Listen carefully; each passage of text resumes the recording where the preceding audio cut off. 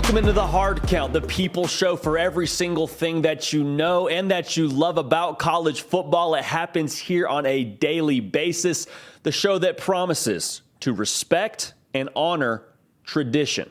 I'm JD Pickell. We're so glad that you are with us tonight. We got a lot to dive into. Week 4 of the college football season is upon us. We got some game previews for you, 3 of them, a 3 count, if you will, a 3x3 if you go in and out, know what that is. We're also going to give you some winners, 5 winners and an at your own risk. You know the drill for Against the Suits. I'm telling you, don't be a fan later. The bandwagon is going to fill up here pretty quickly. We're right below 500 right now. That just means we're due. That just means we're going to start trending upward and then boom, money for everybody. That's how this goes. Before we get into the game previews, before we make some money, we also got to talk about Bedlam. Because Bedlam, as of right now, is listed as doubtful. About to jump into that. Also want to make sure I mention this. We're giving you our top 10, somewhere in between those Against the Suits and game previews. So make sure you're locked and loaded for that. But as I was saying, Oklahoma and Oklahoma State, the Bedlam series, is listed as doubtful when the Sooners leave for the SEC in 2025. A couple of thoughts I have on this that I want to open the show with. I get it, right? I get it. You got to get a bag. That's kind of what makes this thing run, is dollars and bills, cash rules everything around me, creaming. You feel me? That's how this thing goes. I get it. However, what we as college football fans love so much is the rivalries, the traditions, the fact that your dad and your best friend's dad went to school together, and the guy that they don't like went to Oklahoma State or went to Oklahoma, whatever it is, and for that reason, that rivalry means so much to you. Even more so, maybe your parents went to Oklahoma and they went to Oklahoma State. Like, you get what I'm saying here. There's so much more than just the logos that are a part of this. And we're going to get some really fun matchups when Oklahoma does leave to the SEC. Don't get it twisted. I can't wait to watch Oklahoma-Auburn and watch Oklahoma-Alabama and all that. But for this series that's gone on for 112 years to not continue because of some greenbacks, come on, y'all. We're better than this. We're so much better than just canceling a rivalry because Benjamin Franklin says so. I understand he calls a lot of shots, but we're better than this. We need to protect the piece of college football that's special, that's magic, the fabric of it. Because if we start just listening to the greenbacks, we're going to end up like professional sports. And that concerns me. I would also say this. I don't think this rivalry is gone for good. Because we saw this same sort of thing happen when Texas A&M left for the SEC. Now, obviously, Texas is going back to the SEC, so I guess it's sort of a problem solved. We're going to see Texas and Texas A&M play because they're in the same conference. Now, I don't know how Oklahoma State and Oklahoma get it done, but I genuinely believe, whether it's in 10 years, whether it's in 20 years, whether it's in 5 years, I think we're going to see this game played at some point in the future. So is it gone forever? I don't think so. But the fact that it's gone for the foreseeable future after 2025 breaks my heart. And I'll end it with this.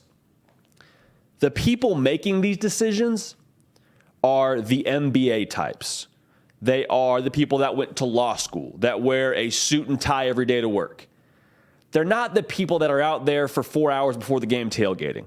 They're not the people that live and die by how their team does on Saturday. That's not the kind of tempo they're running over there. And again, I get it. I get that money calls the shots. But for people that aren't like you and me, who aren't embedded into what college football really is, for them to be the ones that are deciding how this thing goes, I don't love it. So the fact that Bedlam's not continuing breaks my heart. We'll see it again someday soon. I truly believe that. But for the foreseeable future, past 2025, Bedlam, again, listed as doubtful. With all that out of the way, let's get to some game previews. Clemson goes to Wake Forest this Saturday. We got a noon kick. Clemson favored by 7. This will be a fun interconference matchup, interdivision matchup, because if you remember correctly, Wake Forest has the belt for that side of the ACC. And Clemson, you better believe they want it back. We'll get to more of that in a minute. But what do you know about Clemson right now? Haven't played a ton of super formidable competition just yet. But the question marks that we had at the beginning of the year are still the question marks we have going forward. Now, Clemson's looked solid offensively. Don't get it twisted. They've looked solid, but we still want to see more progress and more continuity, and even more so, we want to see more points against better competition. That's what we want to see. Will Wake Forest provide that? Remains to be seen, but from a branding standpoint, it's going to whet our appetite there just ever so slightly. Now, the narrative around Clemson right now is, hey, the offense is getting stale. DJU, what is he really doing? I understand he's looked efficient, hasn't thrown over 300 yards. He's not lighting it up. Here's what I'm hearing as it pertains to the Clemson offense.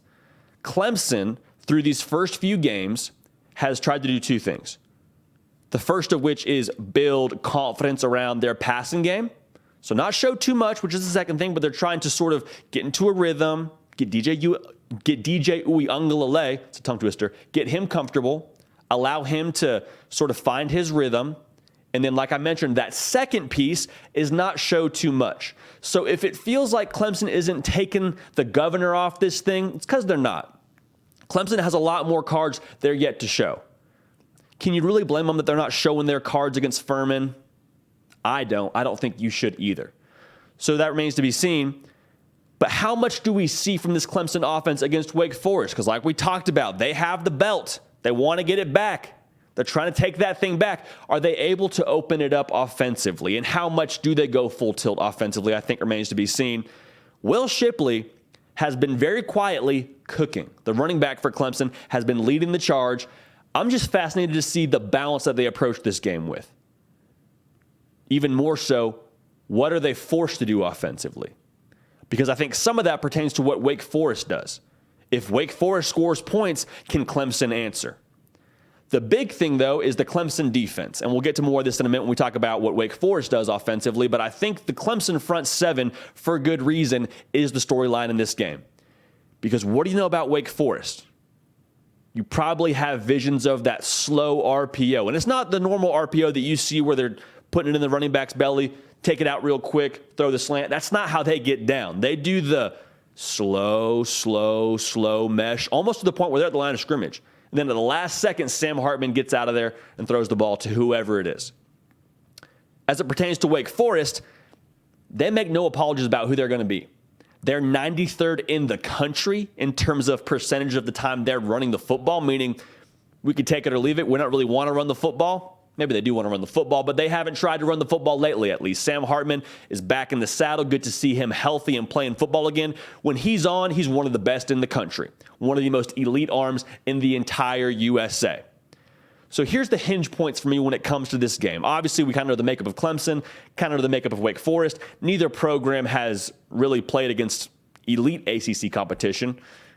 Wake Forest got tested last week against Liberty. But here are the hinge points in this game. Does this become a track meet? And if it does become a track meet, what ultimately would have to happen for that to be the case? If it becomes a track meet, I think Wake Forest is scoring points, obviously. But even more so, that means the receivers at Wake Forest are winning their matchups. Because for all the strengths of this Clemson defense, the secondary has been opportunistic, but also been susceptible to the big play. And Louisiana Tech was an example of that. So do the wide receivers for Wake Forest win their matchups? If it's a track meet, they do. In addition to that, if it becomes a track meet and they're able to win their matchups, that also implies that the Clemson front seven hasn't been able to get to Sam Hartman. Now, that's a very big hinge point. That's a very big if, one that I have a hard time getting on board with.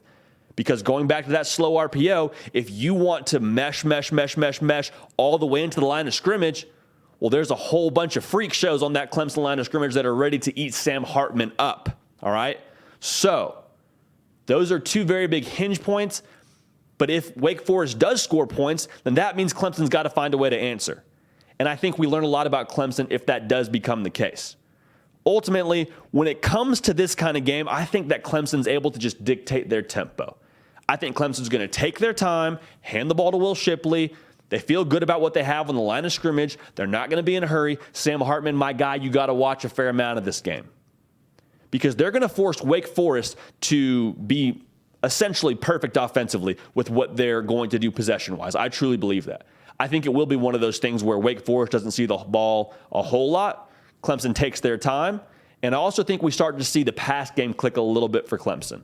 So all that's to say, a good test for Clemson. I think they have the attitude going into this game that we still have something to prove. Nobody's buying Clemson stock right now. Poor little old Clemson. We're on the Roy bus. All of that in a bag of chips. You know the storyline. I think Clemson hits their stride. I think they win this game. I like Clemson to actually win this game pretty soundly. The line right now, as we mentioned, is Clemson -7. I think Clemson covers that. I like Clemson 34-21. The Tigers get it done on the road and take back what they feel is theirs. That'll be a really fun one to watch. Again, a noon kick. It's an ACC game. A good litmus test, I think, for both programs, but I like Clemson. I like the talent they have, and ultimately, I love what they have on the line of scrimmage. It's a line of scrimmage game. It's a theme that's going to come around quite a bit as we break down these matchups. Let's go to Knoxville. Florida will be going to Neyland Stadium to play Tennessee, and Tennessee is favored at 10.5, 11, depending on who you ask. This is an enormous game. College game day will be there. The eyes of the country will be there. There's huge implications for both sides. For Tennessee, you've lost 16 of the last 17 you've played against Florida. In a lot of ways, they've tried to downplay that part of it. Josh Heupel hasn't been there for a lot of those, obviously, but make no mistake about it. If Tennessee wins this game, is it program defining? I don't know about that. But it would be season defining to this point. It would be a stake in the ground for Tennessee to this point of saying, okay, we're here. We're here. All those things you used to say about the old Tennessee teams, you can go ahead and keep those to yourself because a new Tennessee is here in town, and we beat Florida. So how about that? For Florida, they're a team that has been very much so survive and advance. Obviously, kind of got, I don't want to say exposed, but they got hurt against Kentucky. I mean, Kentucky really had their way with them, went into the swamp, and put their stake in the ground. Obviously, Florida had that big week against Utah. And then last week against USF, we're watching that game saying the score is what? USF is doing what on the ground to Florida? Holy cow. I mean, I don't know how many of you watched that game, but USF with a bad snap and a bad hold, they were pretty close to having a chance to tie that thing up in the final seconds. I mean, USF was in every sense of the word in that game. It's a credit to that program, credit to Gary Bohannon, the quarterback for USF. But all that's to say, with how much you have in stock at Florida, you should not be playing USF that close in the swamp. So when it comes to this game, if Florida can find a way to beat Tennessee at Neyland, I think it would calm a lot of the storms that are potentially brewing underneath at Florida, if that makes sense. It would quiet a lot of the concern around Anthony Richardson, around this offense. It would be a big deal. Enough talking. If Florida's going to win this game, there's a couple things that have to be shored up because they got some issues. The first issue is Ventrell Miller, your linebacker, is not playing in this game. And obviously, from a talent standpoint, that's a huge loss. Anytime you don't have big 51 on the field for you, that hurts. However, from even a probably more impactful perspective, he is the Wi-Fi of that defense. He gets the signal in, he communicates to everybody else, and it's quick. It's high-speed Wi-Fi. It's high-powered Wi-Fi. He makes sure that everybody's on the same page and everybody is connected. Last week against USF, you saw many a time that Florida defense looked just confused, out of sorts, not on the same page. Well, your Wi-Fi is out. That's why. And so can they correct that? Can they be better at that? I think ultimately what has to happen, you have to go to a more simplistic approach on defense. It's got to be, I don't want to say vanilla, but it's got to be basic in terms of a communication standpoint. We don't need 7 or 8 checks. We don't need to have a million different things that we have on the docket that week. We just got to make sure we're sound. And if that means playing a more simplistic scheme, I think that's what you got to do. Either that or have somebody else be the Wi-Fi and catch up quick, fast, in a hurry.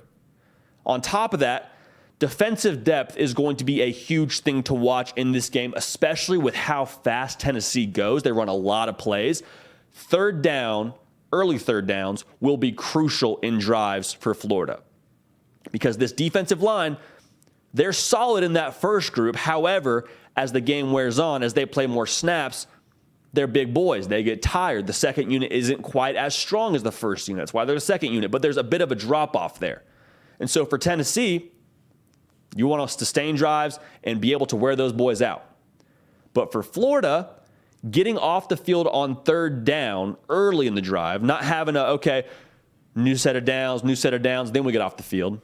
It's 9 plays. You don't want to get to 9 plays in the drive and then finally get off the field. You want to get off the field on that first set of third downs and get out of there. Get your boys a rest, get them some oxygen, let them get their legs back underneath them, because that's going to come back to bite you in the third and fourth quarter. Dan Mullen, the former head coach at Florida, didn't leave the cupboard bare. This is all per Nick De La Torre at Gators Online. He gave me this metaphor. He said, Dan Mullen didn't leave the cupboard bare, all right? He left some really solid pieces. There's a lot of good players on that defensive line. However, he just didn't leave it very much stocked. Meaning, you can have dinner with your wife or your significant other, whoever it is. You can have a dinner party, probably 3 or 4 people. You just can't host a banquet. You can't do the 10 to 15 people coming over to your house. What I mean by that is there's good players on this roster, especially on the defensive side, but the depth is an issue. The depth is lacking. Will that lack in the future for Florida? I don't think so. I think Billy Napier is going to get enough guys in there to where they feel confident about what they have going forward. But in this game specifically, they need to find a way to minimize the snap count on those guys as much as possible. Gervon Dexter, through 3 games, your big D tackle, got 150-plus snaps. Folks, that's not good.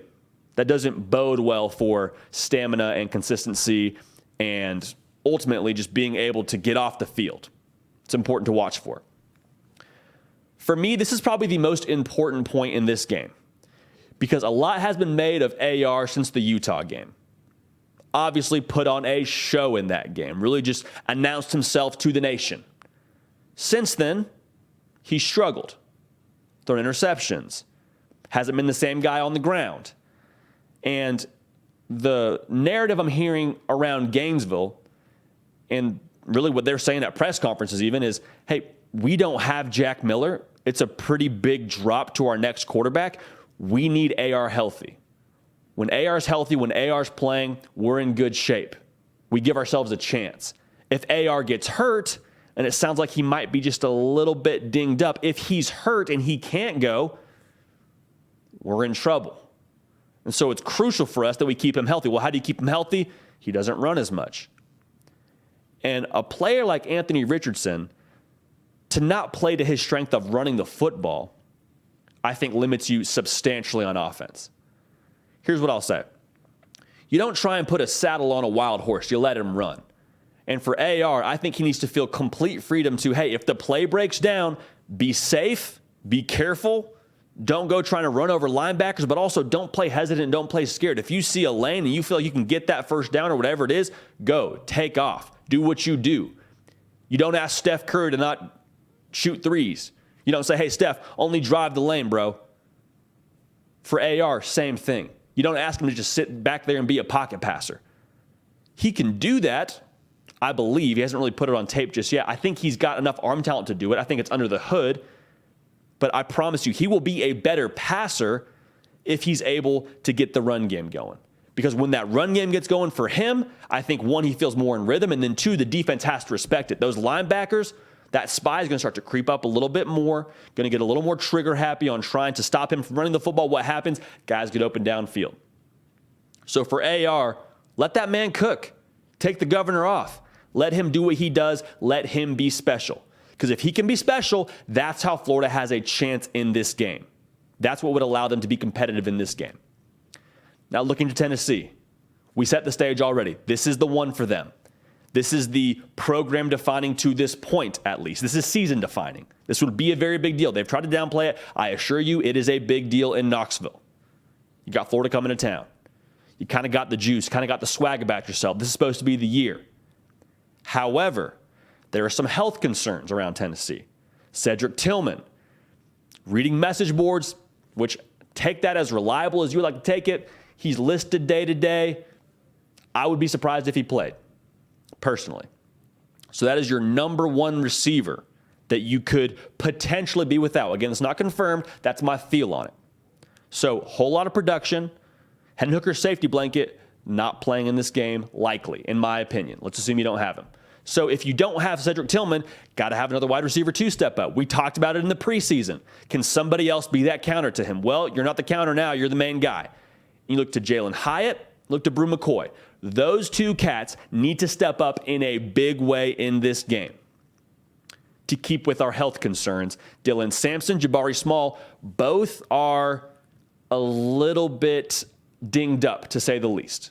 We don't know 100% what they look like going into this game. So with that being said, with how Josh Heupel's offense is, they know they have to run the ball to then open things up vertically. My question is, how long does that take? Even more so, who is that with? It sounds like they may need to ask a little more of Hendon Hooker in the red game, because when that box starts to tighten up, more things become available downfield. And that's where Tennessee thrives. That's where they're in rhythm. So does that happen in the first quarter? You start to get some big plays and then you pop the top on Florida pretty much? Is that what happens, where you kind of just hit it early, get going, get rolling? I think that's what needs to happen. What you want to avoid is you get into the second quarter, get into the third quarter. It's the third quarter. We're still trying to establish the run, and our offense still hasn't really caught the tempo yet. Well, Florida's able to just play their game then. You're not putting pressure on Florida to score points.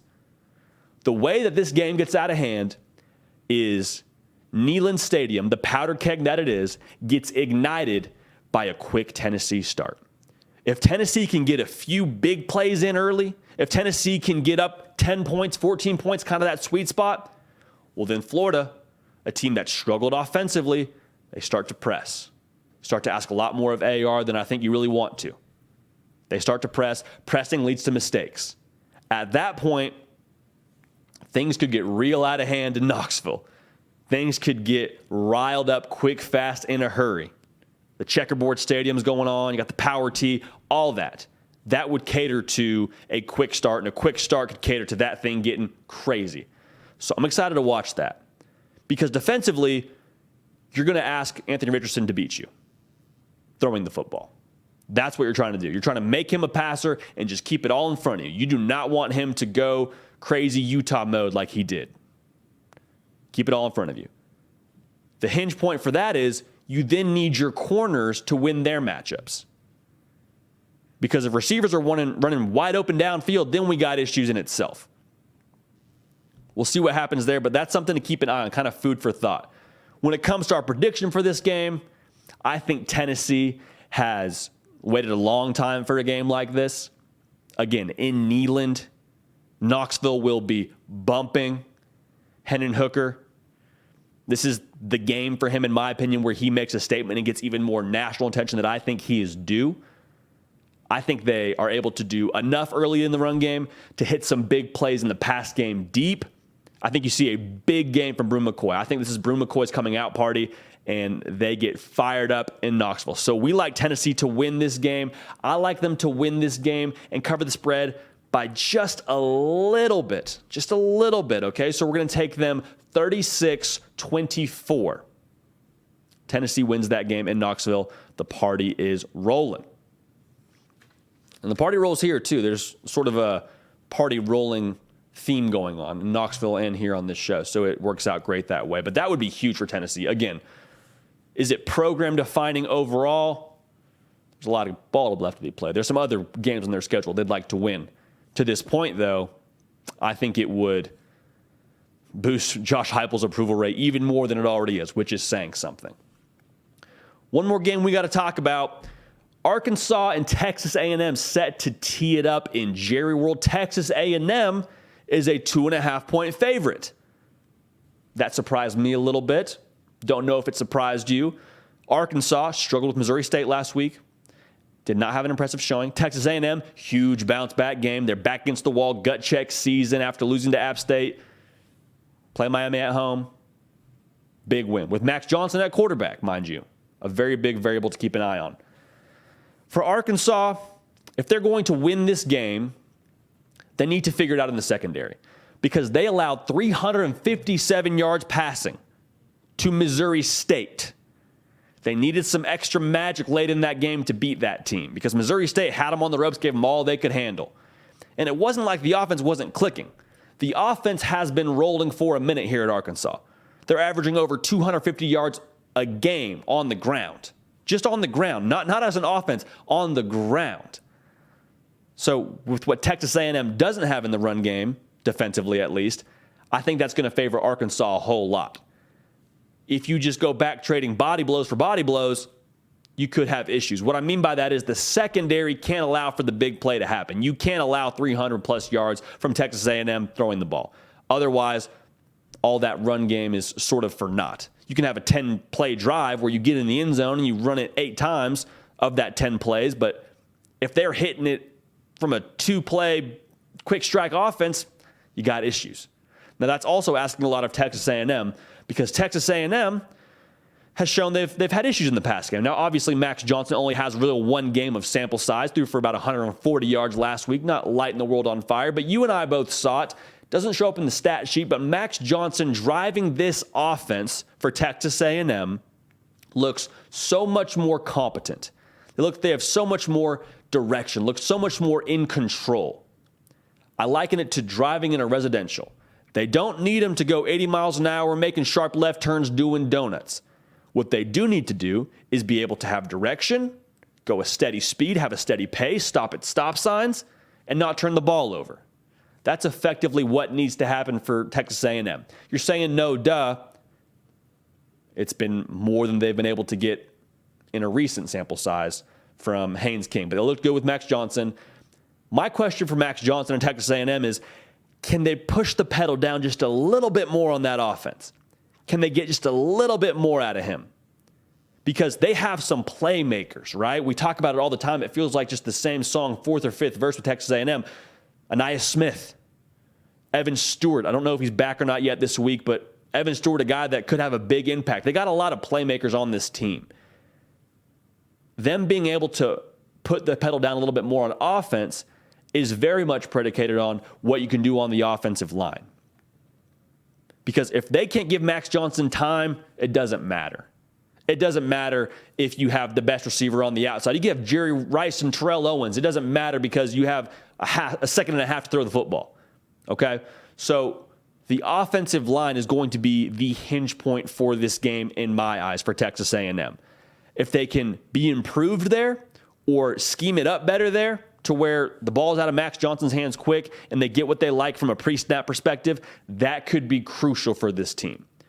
Now, don't mistake the scheme here. I mean, Devon Achane, I think, needs to see the ball a very frequent amount. I think he needs to see the ball close to 20 times, whether that's on the ground, whether that's in the check down game, whether it's swing passes. He needs to see the ball early and often because he is your playmaker, and he also, just quite frankly, has the quickest access to the football. If you line him up in the backfield, you can throw those short passes, you can hand the ball to him. That will help loosen up a little bit and even maybe delay some of the pressure that Arkansas is going to be able to bring with their front seven. Now, what it comes to for me in this game, I think Arkansas is going to score. Like, Arkansas ultimately is a force on the ground, giving us no reason to doubt them on the ground.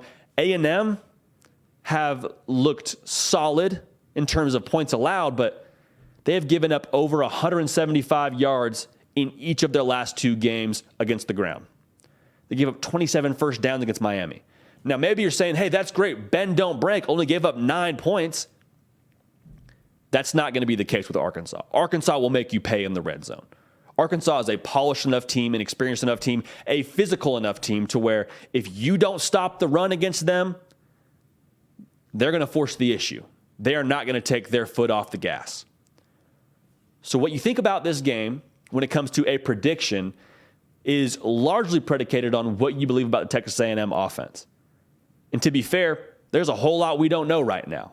There's a whole lot of question marks and unknowns as it pertains to Max Johnson, as it pertains to this offensive line, as it pertains to some of these playmakers and how much they'll be able to be involved. There's a whole lot we don't know. So whatever you believe is probably what you believe about this game. I think Arkansas is going to score, as I just mentioned. I have reservations about A&M based on what we've seen. Do they have the ability? 100%. Sticks of dynamite all over that offense. Can they get it into motion? I don't think so. So I think we see an improved A&M offense even more than a week ago, but I think Arkansas can just do too much running the football, can dictate the pace of this game, And I think Arkansas ends up winning this game 31-21. The Hogs get it done for a second year in a row in Jerry World. And then we start to have those conversations around A&M again. Whoa, hey, what's going on offensively? Whoa, hey, they have so many players. Why are they not scoring more than 21 points, if that ends up being the case? Then the chatter kind of starts up again.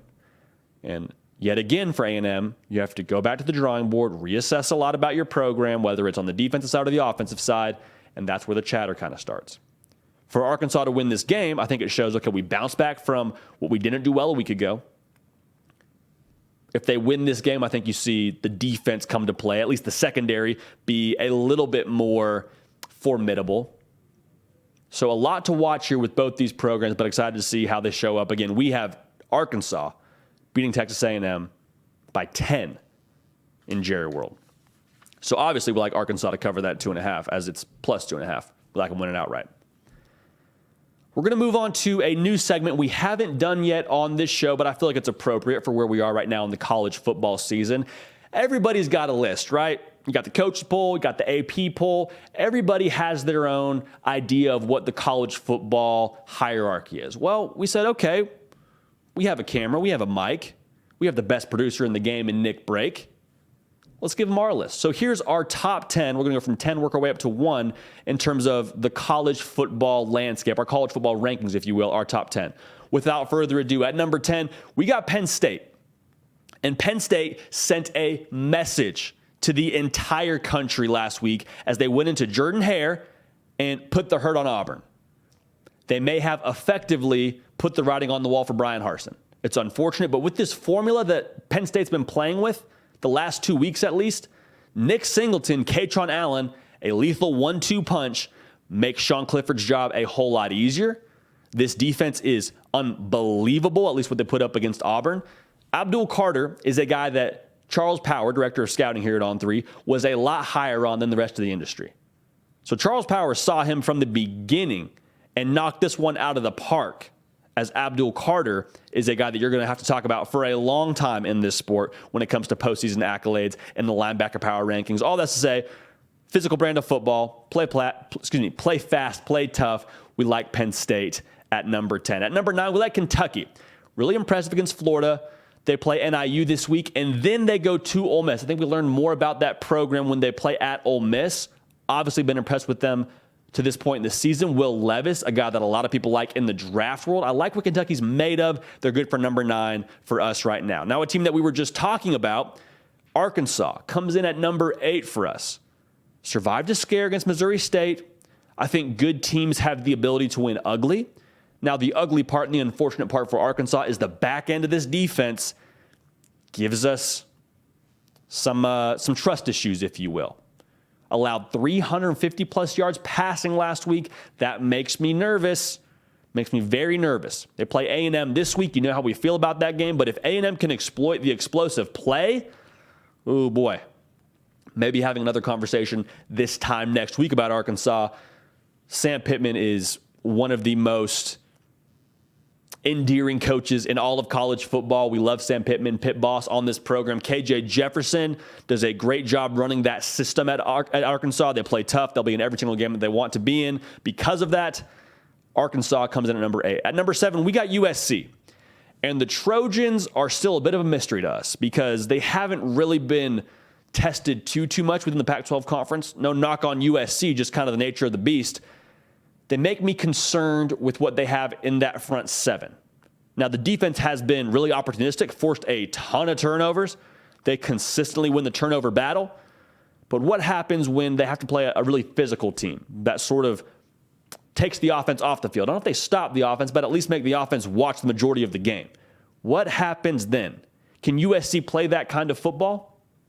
I'm excited to see it, because we haven't seen it yet from USC. October 15th, going to Salt Lake City to play Utah, is the game that we have circled on this program. So USC at number 7 right now. We have our reservations, but the offense is ridiculous. Jordan Addison, Caleb Williams. I mean, name all the names you want to. They probably got them on their roster. A lot of points to be scored in Los Angeles. So USC is number 7 for us right now. At number 6, we got Clemson. Kind of a similar story that we've talked about with them before. The quarterback position has been serviceable, which is all they need, to be clear. That's all they need at Clemson. The defense is really good. Secondary is a little bit young and beat up, but they're really good in that front seven. How far they go will be predicated on what they get from the quarterback position and ultimately from the receiver position. Because being able to go vertical for Clemson is sort of the last ingredient we need to see there. If they can stretch the field and they can be explosive on offense, that defense is going to be able to take care of business. So a good test this week at Wake Forest to learn more about them. I anticipate them winning that game. But as of this week, we got Clemson at number 6. At number 5 and 4 is where we're going to get some pushback. We have the Michigan Wolverines at number 5. And it is not to knock anything they've done so far. I believe now in J.J. McCarthy wholeheartedly. I think he gives them the best chance to go deep, or as deep as they did a season ago, at least. With him at quarterback, they have the most potential and the most excitement. The reason they're at 5 for us is because they've done it against probably some of the, I hate saying this, some of the worst competition in college football. So apologies to Colorado State, UConn, and Hawaii, but the sample size for me is still pretty watered down from that. Now, they've taken care of business to their credit. What happens when they start playing more formidable competition? That's what I want to see. Until we do see that, they're at number 5 for us. At number 4, we have Oklahoma. Now, remember what I said about Michigan. UConn, Hawaii, Colorado State. I promise you, if Oklahoma played those 3 teams, it would be the same result that Michigan got. So no knock on either program, just the way this thing has shooken out so far. Nebraska, say what you want to say about them. They were in a very dangerous position when Oklahoma came to town.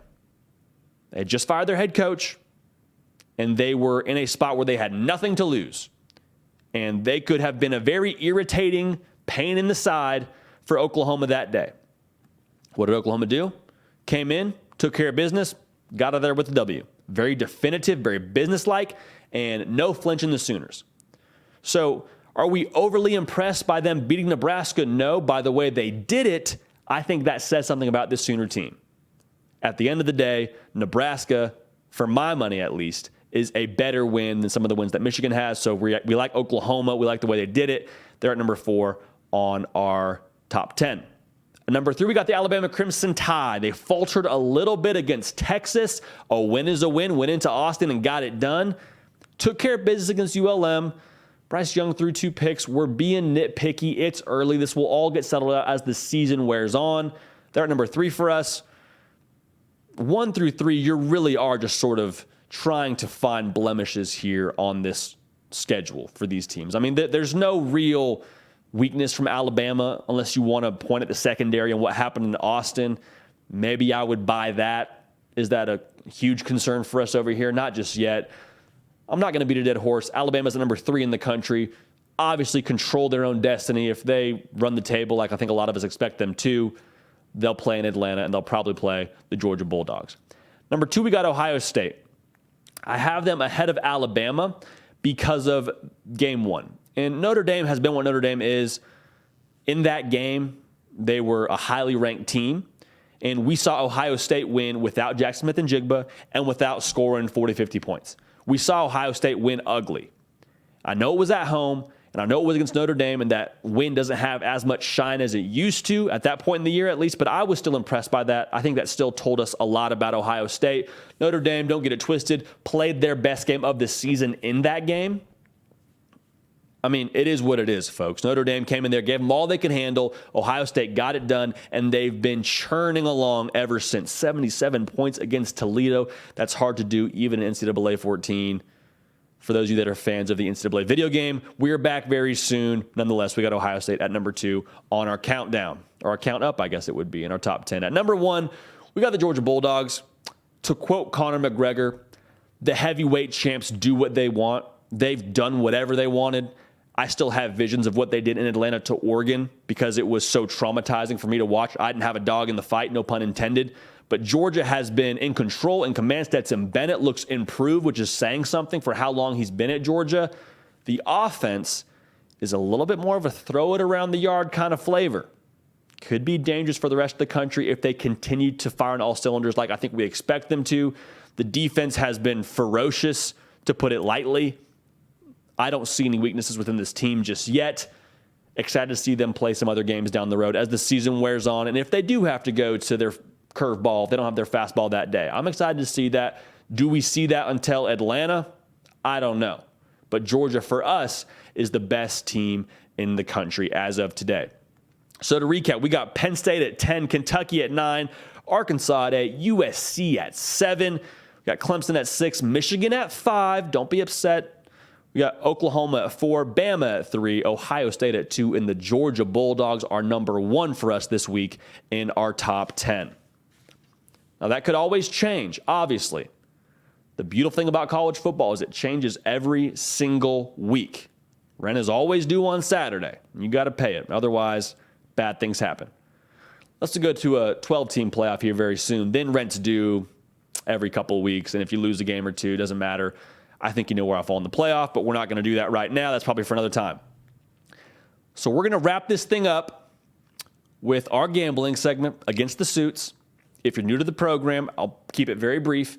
The people in Vegas that put these lines together wear a suit and tie every day to work. They're not like you and I. They don't have that blue-collar gene in them. Doesn't exist. They're not like us. So, with that being said, we are against those people in suits. We're going to take back what's ours. We're going to win back some money. We're below 500 right now. I'm not hiding from that. This is the week, all right? Circle the wagons. Huge week for the good guys. Let's go get back what's ours. Starting off, again, we already previewed. We like Arkansas plus 2.5 against Texas A&M. Listen, Arkansas is going to absolutely pound the rock. A&M's run defense hasn't shown me they can stop it. In the last 2 games, giving up over 175 yards each game. We like Arkansas, Woo Pig, plus 2.5. Take that one to the bank. Next, we like JMU plus 7 against App State. JMU covering like it's their job, covering like a blanket, whatever metaphor you want to put to it for them covering. They've done it. App State won in Hail Mary fashion last week. The week before, they upset Texas A&M. The adrenaline and the emotion has been so high in Boone, North Carolina. I think we see a small letdown from them this week. Does JMU win the game? I don't know. Do they cover 7? You bet your bottom dollar. Next game, this is a fun one to talk about. Kansas minus 7.5 against Duke. Now, this is a great basketball game. I think it'll be a good football game. I dream of the day where we get a 4-team college playoff where you got Kansas, you got Duke, you got UConn, you got Arizona. One day. Maybe not, but it's fun to talk about. Nonetheless, we like Kansas minus 7.5. We're drinking the Kool-Aid. Don't think Vegas has them figured out. They're not figuring them out. This game, Kansas minus 7.5, taking it to the bank. Our next game is a tale as old as time. The Pirates against the Navy. Eastern Carolina minus 17. We like that one a lot. Eastern Carolina showed us something early in the year. They've put some good things on tape. We like Eastern Carolina a lot. Minus 17. The Pirates got some juice about them. Navy has just been abysmal. 0-2 to start the year. Pirates roll. They cover that 17. Our last game, we like Minnesota minus 3 against Michigan State. Listen, Minnesota has been an ATM for us as of late. They just cover. I mean, you just print money essentially with them. PJ Fleck, row the boat, go Gophers, all that in a bag of chips. We like Minnesota to continue this covering streak going and to beat Michigan State. Michigan State has got some problems down there in Lansing. Tuck said as much at his press conference. He said there's some personnel changes coming. I think that bodes well for the Gophers. They cover that 3 points. Now, the last one for us, you know how this works. We always give out our at-your-own-risk pick, meaning we're taking it. If you want to tail us on this, we encourage you to do so. But for us, we like Rutgers plus 7.5 against Iowa. Iowa is, to my understanding, still figuring out how to do the forward pass. That's still something they're working on. I don't think Iowa scores enough to win by 8 points.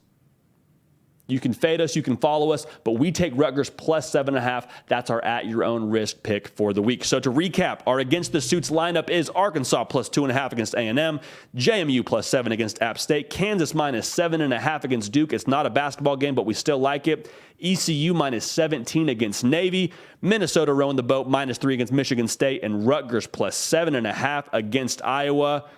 We'll make you some money, spend it however you like. So that's it for us here on the Hard Count. I never exactly know what to say to end these things. We don't script it out. this entire show is ad-libbed with some notes, but every time we finish a show, the overwhelming emotion that I feel is gratitude to be able to do this for a profession and for you to watch. So thank you so much for watching. The community and the just overall team feel that this thing has for us is second to none. And so would encourage you to join that. Subscribe to the channel. Follow me on Twitter and Instagram to stay with every single thing that we're doing here. We want you a part of this. We want you along for the ride. So thank you for making this so special. Thank you for allowing us to do this here. We're going to keep the party rolling. We will see y'all next time. Hey y'all, thanks so much for watching. Subscribe to the channel here to make sure you don't miss an episode of The Hard Count. Also be sure to check out other videos on the On3 YouTube channel.